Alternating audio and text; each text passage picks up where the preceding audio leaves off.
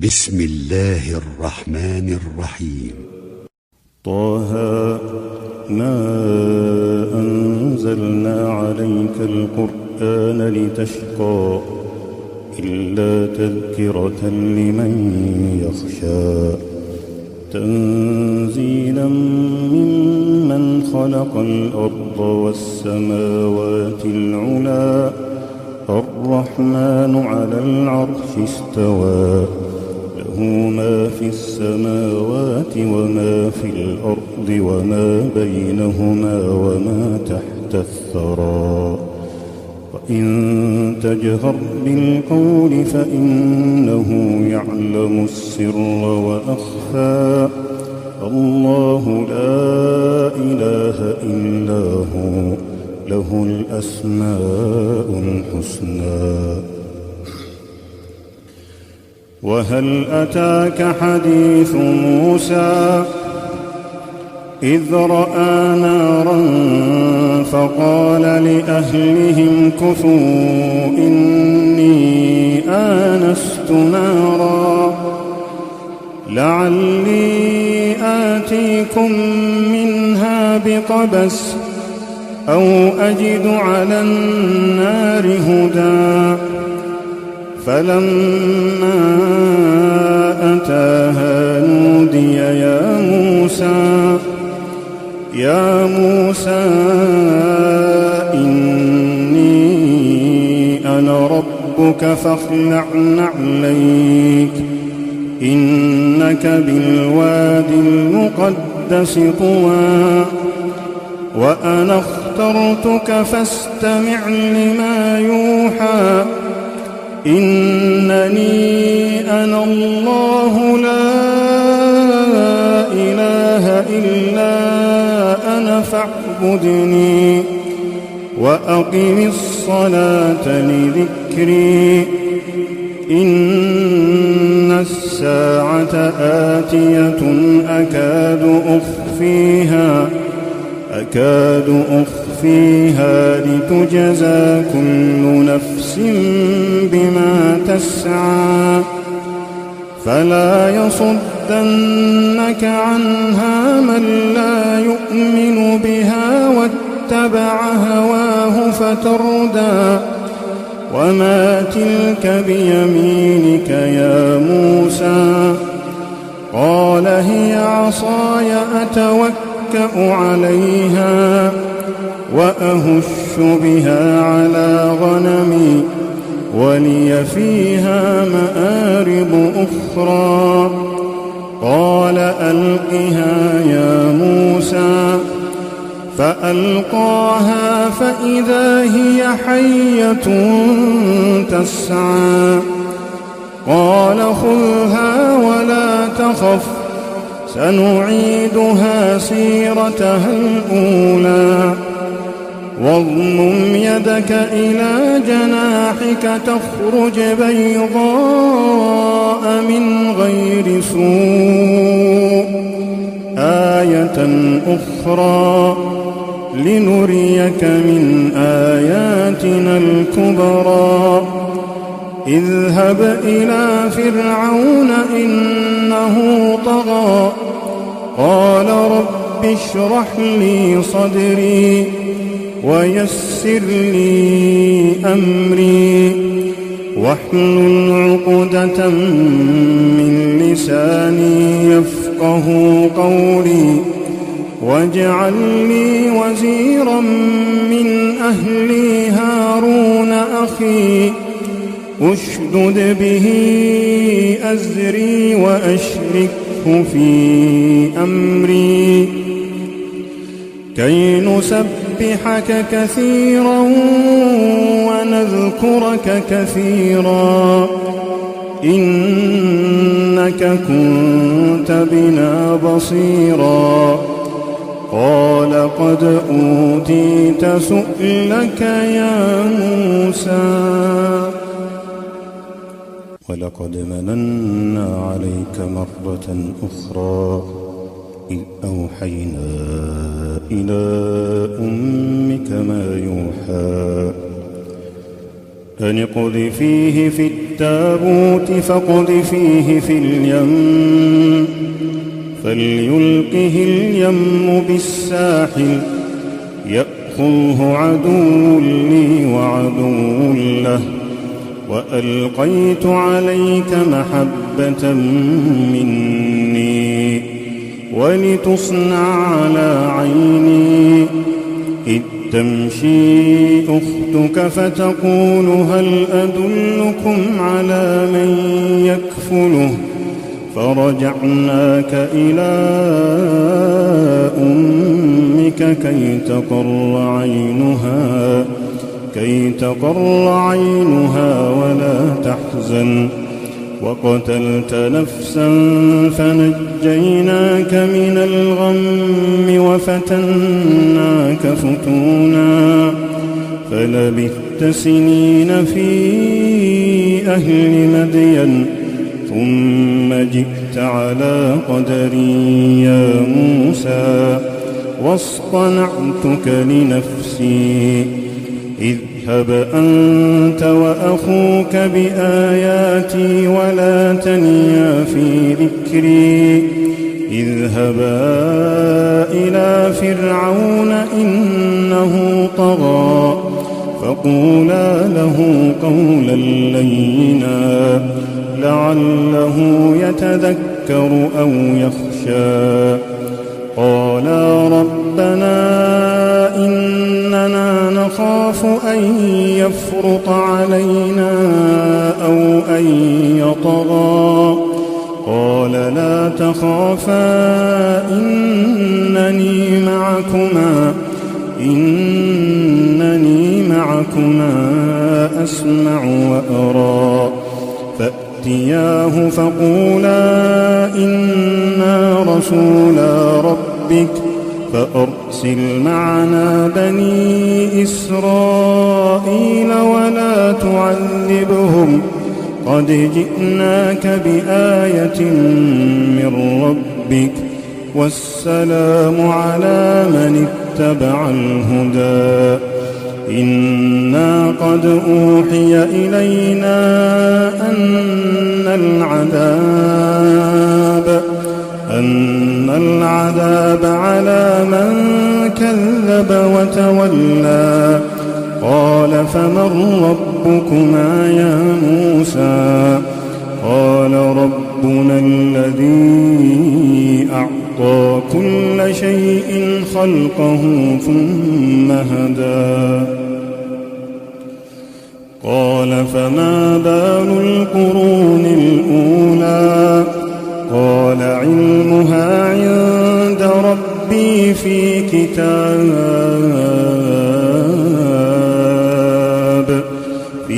كتاب لا يضل ربي ولا ينسى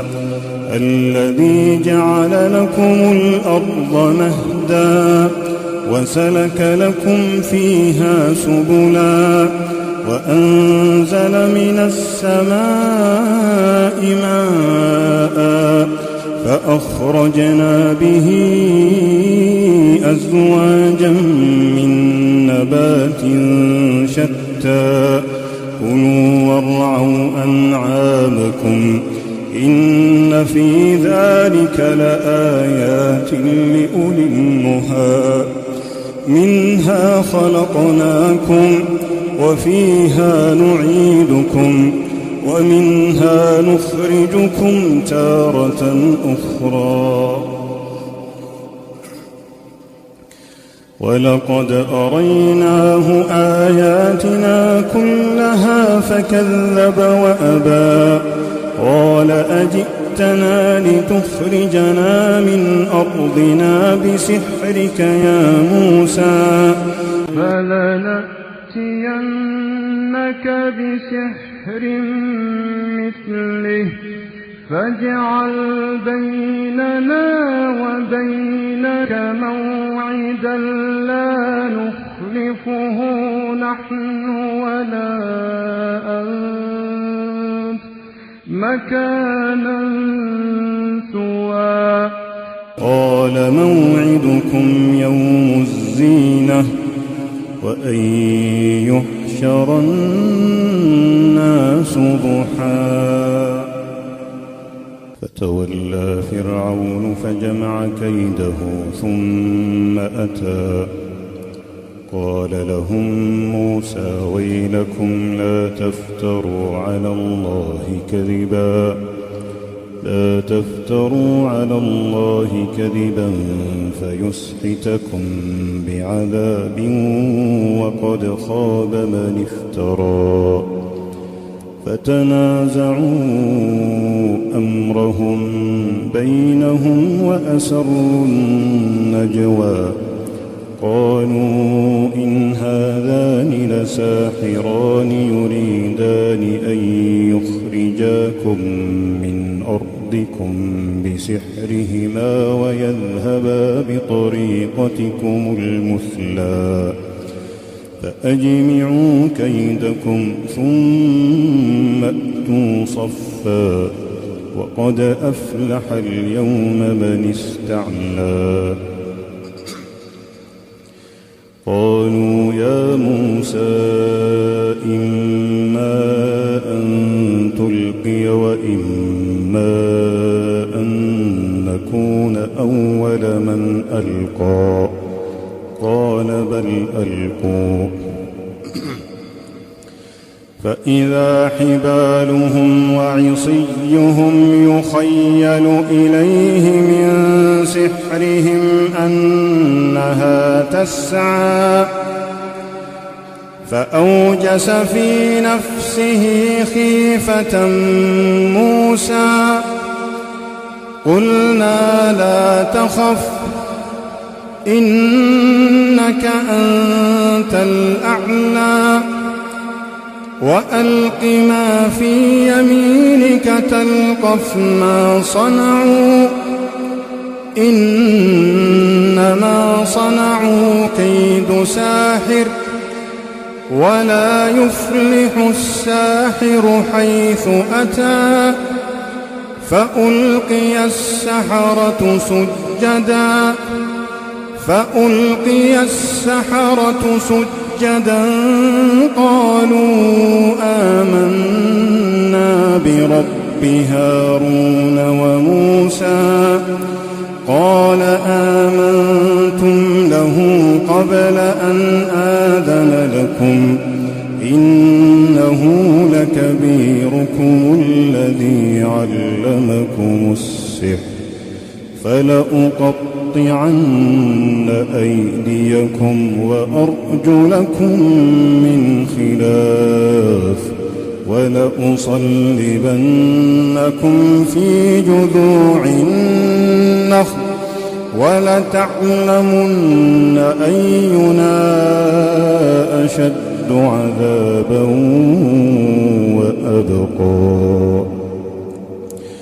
قالوا لن نؤثرك على ما جاءنا من البينات والذي فطرنا فاقض ما أنت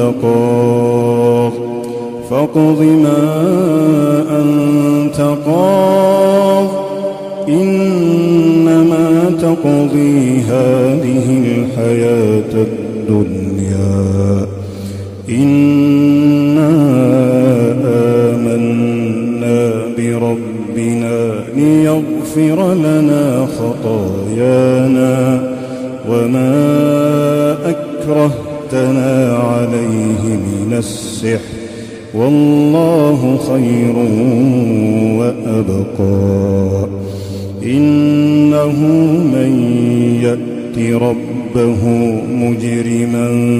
فإن له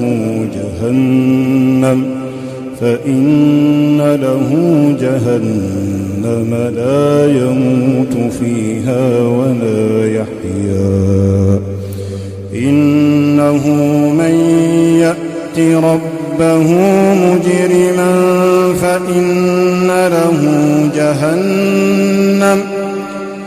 فإن له جهنم لا يموت فيها ولا يحيا ومن يأته مؤمنا قد عمل الصالحات فأولئك لهم الدرجات العلى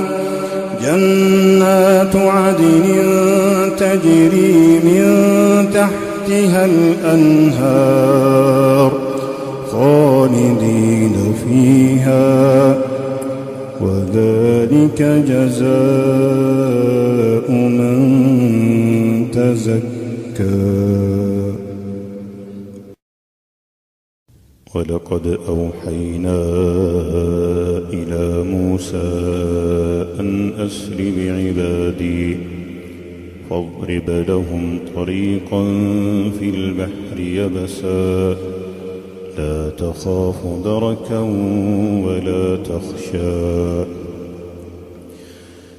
فأتبعهم فرعون بجنوده فغشيهم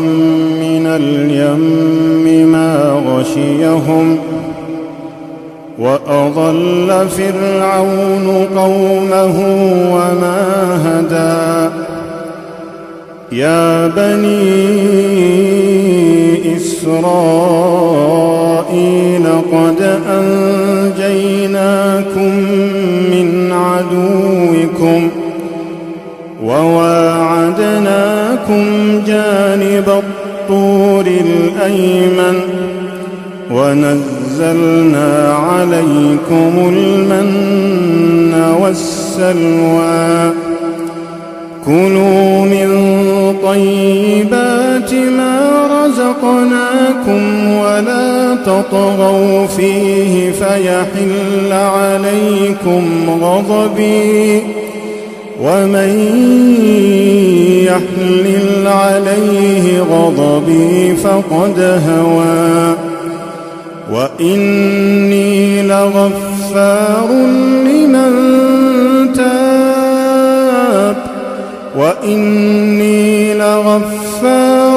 لمن تاب وآمن وعمل صالحا ثم اهتدى. وما أعجلك عن قومك يا موسى؟ قال هم أولئك على أثري وعجلت إليك رب لترضى. قال فإنا قد فتنا قومك من بعدك وأضلهم السامري. فرجع موسى إلى قومه غضبان أسفا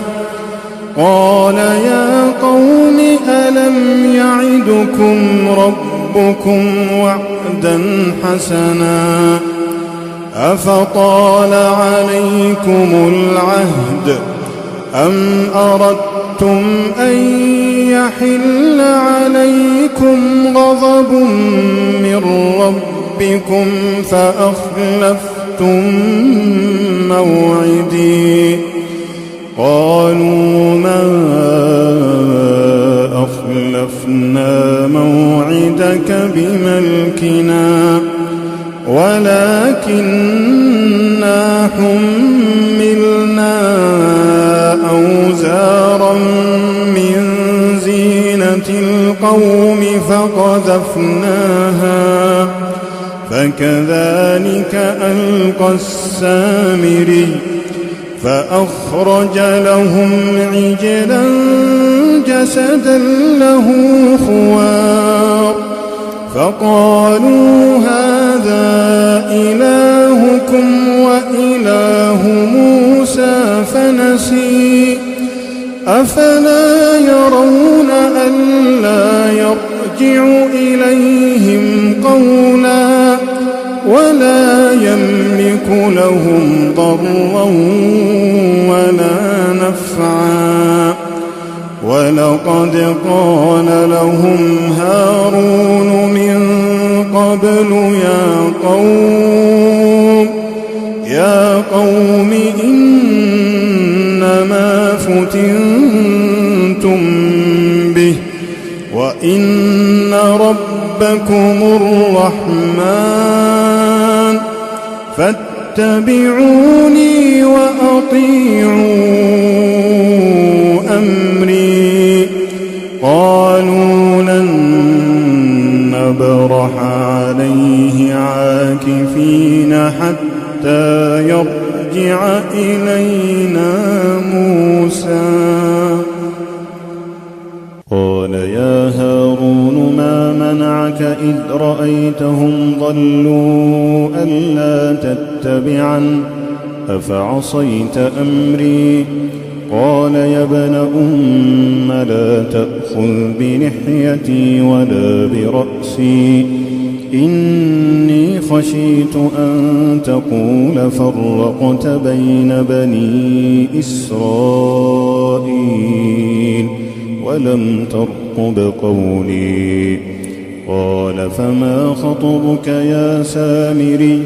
قَالَ بَصُرْتُ بِمَا لَمْ يَبْصُرُوا بِهِ فَقَبَضْتُ قَبْضَةً مِّنْ أَثَرِ الرَّسُولِ فَنَبَذْتُهَا وَكَذَلِكَ سَوَّلَتْ لِي نَفْسِي قَالَ فَاذْهَبْ فَإِنَّ لَكَ فِي الْحَيَاةِ أَن تَقُولَ لَا مِسَاسَ وَإِنَّ لَكَ مَوْعِدًا لَّن تُخْلَفَهُ وَانظُرْ إِلَىٰ إِلَٰهِكَ الَّذِي ظَلْتَ عَلَيْهِ عَاكِفًا لَنُحَرِّقَنَّهُ ثُمَّ لَنَنسِفَنَّهُ في الْيَمِّ نَسْفًا إِنَّمَا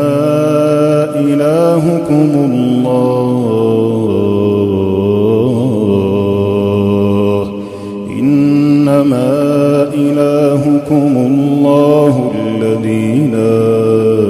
إِلَٰهَ إِلَّا هُوَ وَسِعَ كُلَّ شَيْءٍ عِلْمًا وَسِعَ كُلَّ شَيْءٍ عِلْمًا وَسِعَ كُلَّ شَيْءٍ عِلْمًا كَذَلِكَ نَقُصُّ عَلَيْكَ مِنْ أَنبَاءِ مَا قَدْ سَبَقَ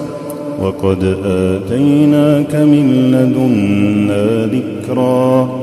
مَّنْ أَعْرَضَ عَنْهُ فَإِنَّهُ يَحْمِلُ يَوْمَ الْقِيَامَةِ وِزْرًا خَالِدِينَ فِيهِ وَسَاءَ لَهُمْ يَوْمَ الْقِيَامَةِ حِمْلًا يَوْمَ يُنفَخُ فِي الصُّورِ وَنَحْشُرُ الْمُجْرِمِينَ يَوْمَئِذٍ زُرْقًا يَتَخَافَتُونَ بَيْنَهُمْ إِن لَّبِثْتُمْ إِلَّا عَشْرًا نَّحْنُ أَعْلَمُ بِمَا يَقُولُونَ إِذْ يَقُولُ أَمْثَلُهُمْ طَرِيقَةً إِن لَّبِثْتُمْ إِلَّا يَوْمًا وَيَسْأَلُونَكَ عَنِ الْجِبَالِ فَقُلْ يَنسِفُهَا رَبِّي نَسْفًا فَيَذَرُهَا قَاعًا صَفْصَفًا لَا تَرَىٰ فِيهَا عِوَجًا وَلَا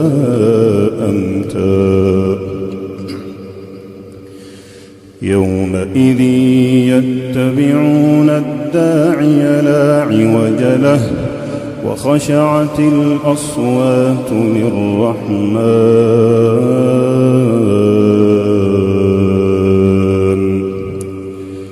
يَوْمَئِذٍ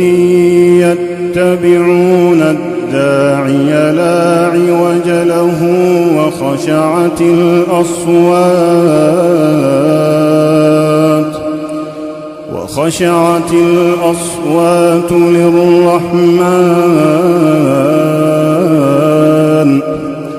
وَخَشَعَتِ الْأَصْوَاتُ لِلرَّحْمَٰنِ فَلَا تَسْمَعُ إِلَّا هَمْسًا يَوْمَئِذٍ لَّا تَنفَعُ الشَّفَاعَةُ يومئذ لا تنفع الشفاعة إلا من أذن له الرحمن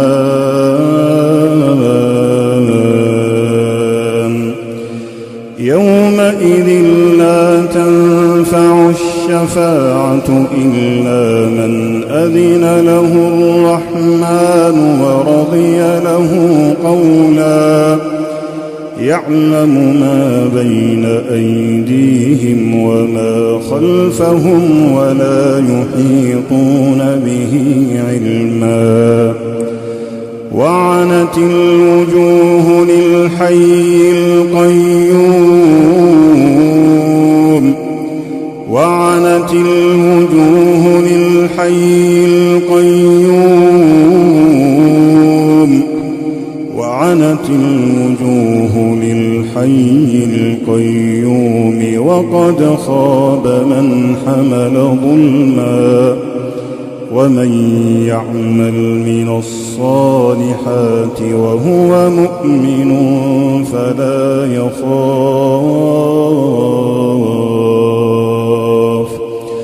ومن يعمل من الصالحات وهو مؤمن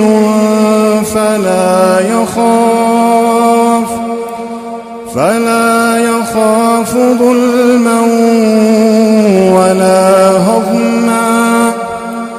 وكذلك أنزلناه قرآنا عربيا وصرفنا فيه من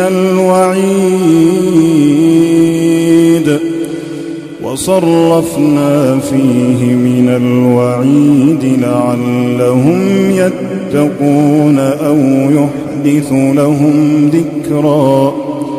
فتعالى الله الملك الحق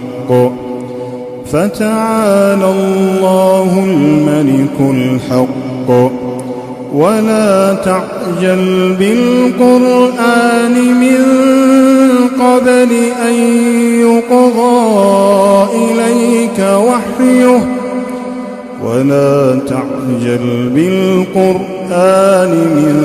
قبل أن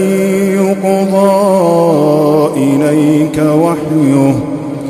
وقل رب زدني علما ولقد عهدنا إلى آدم من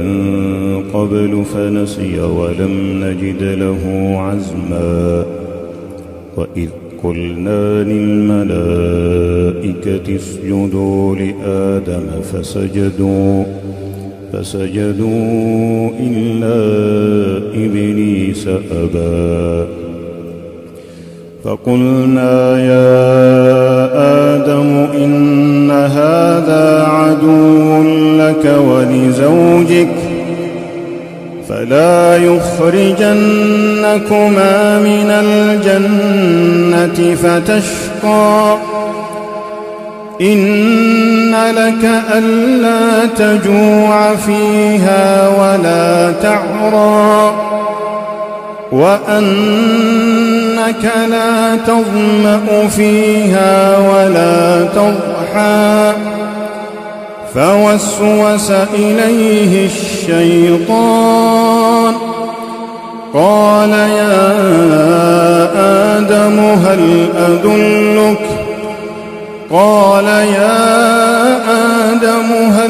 أدلك على شجرة الخلد وملك لا يبلى فأكلا فمنها فبدت لهما سوآتهما وطفقا يخصفان عليهما من ورق الجنة وعصى آدم ربه فغوى ثم اجتباه ربه فتاب عليه وهدى قال اهبطا منها جميعا بعضكم لبعض عدو فإما يأتينكم مني هدى فمن اتبع هداي فلا يضل ولا يشقى ومن أعرض عن ذكري فإن له معيشة ضنكا ونحشره يوم القيامة أعمى قال رب لم حشرتني أعمى وقد كنت بصيرا قال كذلك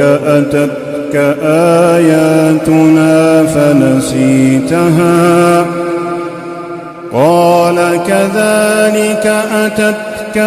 آياتنا فنسيتها وكذلك اليوم تنسى وكذلك نجزي من أسرف ولم يؤمن بآيات ربه ولعذاب الآخرة أشد وأبقى أفلم يهد لهم كم أهلكنا قبلهم من القرون يمشون في مساكنهم إن في ذلك لآيات لأولي النهى ولولا كلمة سبقت من ربك لكان لزاما وأجل مسمى فاصبر على ما يقولون وسبح بحمد ربك قبل طلوع الشمس وقبل غروبها ومن آناء الليل فسبح وأطراف النهار لعلك ترضى ولا تمدن عينيك إلى ما متعنا به أزواجا منهم زهرة الحياة الدنيا لنفتنهم فيه ورزق ربك خير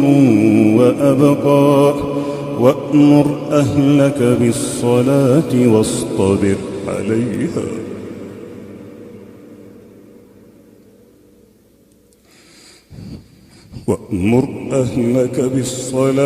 واصطبر عليها لا نسألك رزقا نحن نرزقك والعاقبة للتقوى وقالوا لولا يأتينا بآية من ربه أولم تأتهم بينتنا في الصحف الأولى ولو أنا أهلكناهم بعذاب من قبله لقالوا ربنا